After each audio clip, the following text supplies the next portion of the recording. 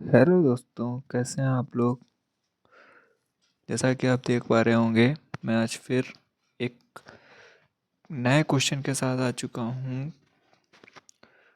बच्चों, आज हम क्लास 11th का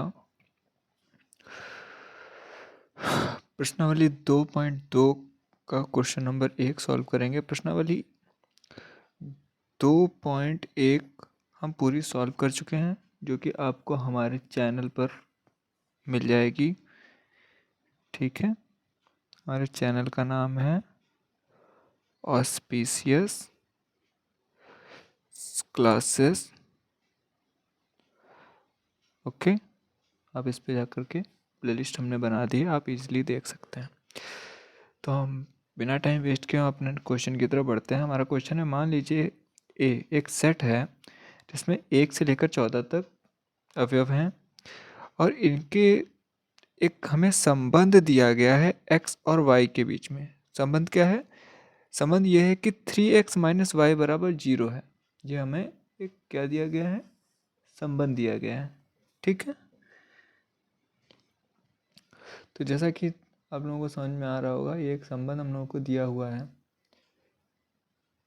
ठीक है, अब जब ये संबंध दिया हुआ है तो हमें करना क्या है? x और y ये दोनों, अब क्वेश्चन में दिया गया जहाँ x और y दोनों a के ही पद हैं। ये बिलोंग टू का साइन होता है, मतलब जो x और y दोनों a के ही क्या है? अवयव हैं। मतलब जो यहाँ पर x आएगा और जो y आएगा वो a का ही पद होगा, मतलब 1 से 14 तक के में से ही कोई पद होगा। ठीक है, ए से ए लिखा हुआ है बिलोंग टू द्वारा ए से ए का एक संबंध आर इसके, ठीक है, ए से ए के बीच का एक संबंध आर है जिसके हमें प्रांत, सहप्रांत और परिसर बताने हैं।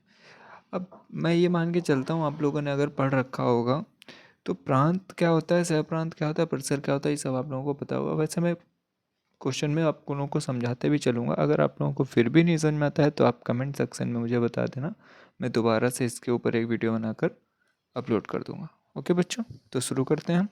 सबसे पहले हमें क्या करना है? पहले तो हमें हमें वो सेट फाइंड करना है जो इस संबंध को क्या करता है? फॉलो करता है। ठीक है, तो पहले हम इस संबंध को लिखते हैं। हमारा संबंध क्या है? आर हमें दिया गया है 3x minus Y is equal to 0।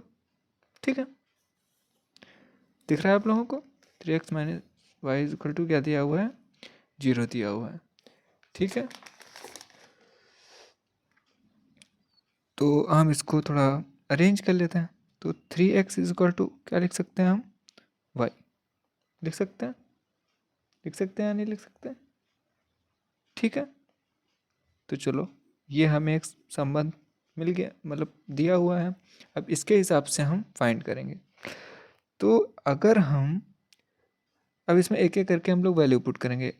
अगर हम x is equal to 1 put करते हैं तो देखते हैं y, ये एक मशीन है जिसमें x 1 डालते हैं तो देखते हैं y क्या मिलता है हमें। ठीक है, तो मशीन में हमने x डाला 3 1। ठीक, मशीन में x डाल रहे हैं 1 इज इक्वल टू वाई, तो 3 वन जा 3, मतलब 3 एकम 3 बराबर वाई, मतलब y बराबर हमें क्या मिल गया? 3। मतलब क्या हुआ? जब हमने x की जगह पर 1 दिया हुआ है तो y कितना मिलता है? 3। ठीक है, दिख रहा है आप लोगों को? इसी प्रकार जब हम y इज इक्वल टू 2 देते हैं मशीन को, सॉरी गलत हो गया, x इज इक्वल टू 2 देते हैं, क्या x इज इक्वल टू 2 लिखते हैं, तब 3 टू या 6, y हमें क्या मिल जाता है? 6। मतलब x की वैल्यू 3 पर हमें y, सॉरी 2 पर हमें y क्या मिलता है? 6। ठीक है, ऐसे ही एक और फाइंड करके देखते हैं। फिर हम x बराबर 3 देते हैं मशीन को, कितना देते हैं? 3, तो y बराबर कितना मिलता है? 9। y बराबर कितना मिलता है? 9 मिल जाता है। मतलब 3 पर कितना मिलता है? 9। मतलब हर बार जो y है वो हमारे x का कितना है? 3 गुना। मतलब अगर हम 4 देंगे तो कितना मिलेगा? इसी प्रकार जब 4 दोगे आप तो कितना मिलना चाहिए?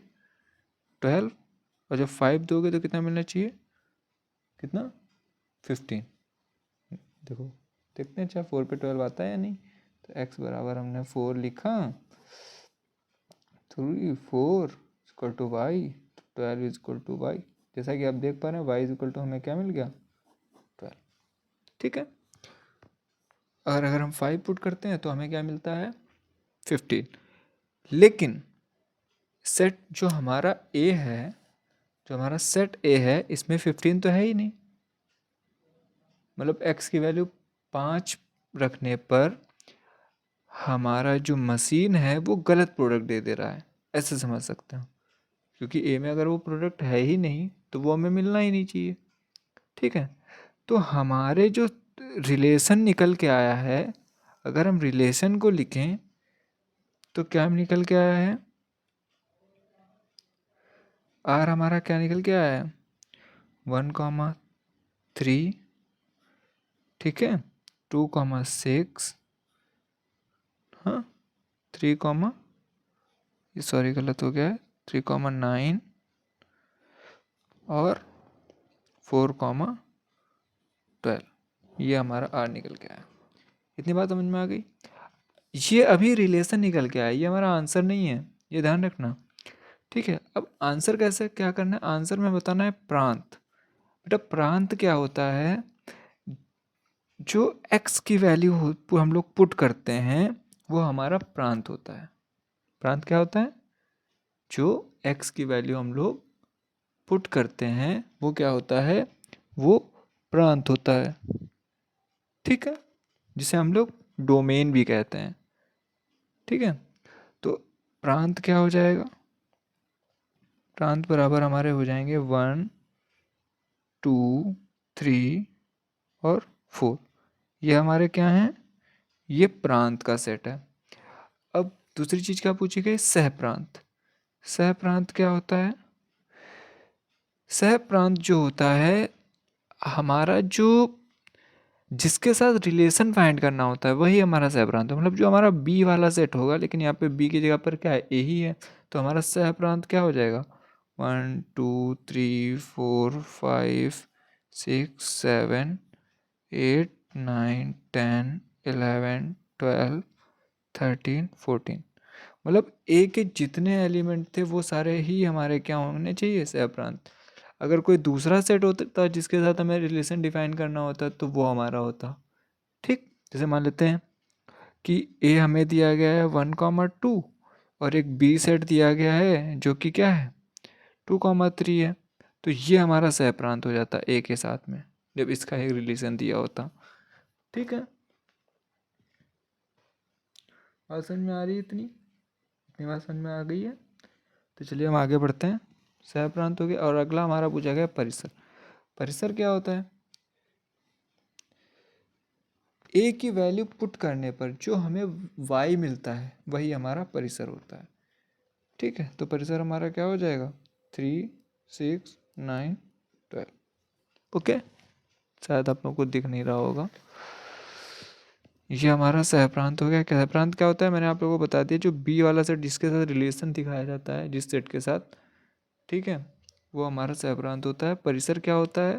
परिसर जब मशीन में जो एक्स की वैल्यू हमने पुट की उससे जो हमें मिल रहा है, 1 पुट करने पे 3 मिल रहा था तो ये हमारा परिसर हो गया। और ये हमारा 2 पुट करने पे 6, 3 पुट करने पे, मतलब अगर हम इजीली एक चीज़ समझना चाहें तो इसमें जो x की जगह पर लिखा होता है, प्रथम जो पद होता है सबका, ये वाला, ये सारे क्या होते हैं? ये होते हैं प्रांत। और जो परिसर जो क्या होता है, ये जो y की जगह पर लिखे हैं ये सब क्या होते हैं? परिसर होते हैं। और सह प्रांत क्या होता है? सेट ही होता है हमारा सह प्रांत। बी सेट जो होता है वही हमारा क्या होता है? सह प्रांत। और हमारा बी सेट क्या है? बी सेट क्या है? ये है हमारा B set. Okay, thank you बच्चों, मिलते हैं नेक्स्ट क्लास में।